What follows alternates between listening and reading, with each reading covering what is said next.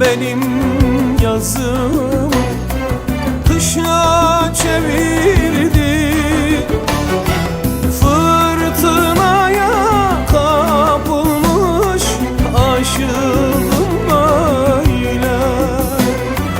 Fırtınaya kapılmış aşığım böyle. İçki nedir bilmezdim, şimdi bir ayyaş oldum. Kederine ızdırapla ben arkadaş oldum. Kederine ızdırapla ben arkadaş oldum.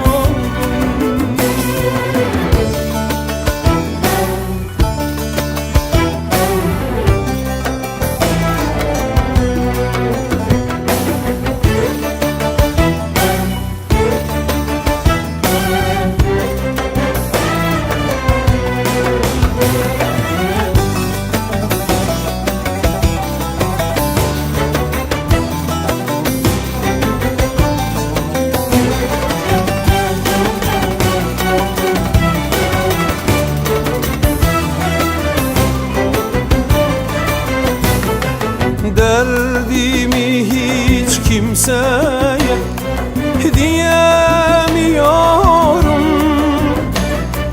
Derdimi hiç kimseye diyemiyorum. Böyleymiş alım yazım silemiyorum. Böyleymiş alım yazım silemiyorum.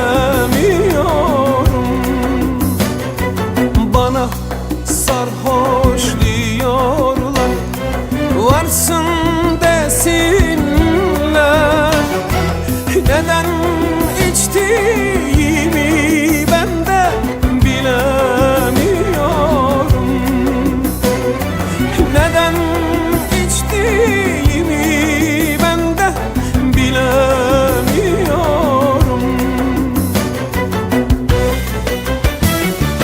İçki nedir bilmezdim,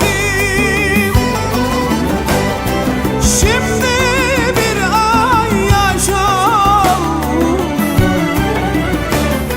Kederine ızdırapla ben arkadaş oldum.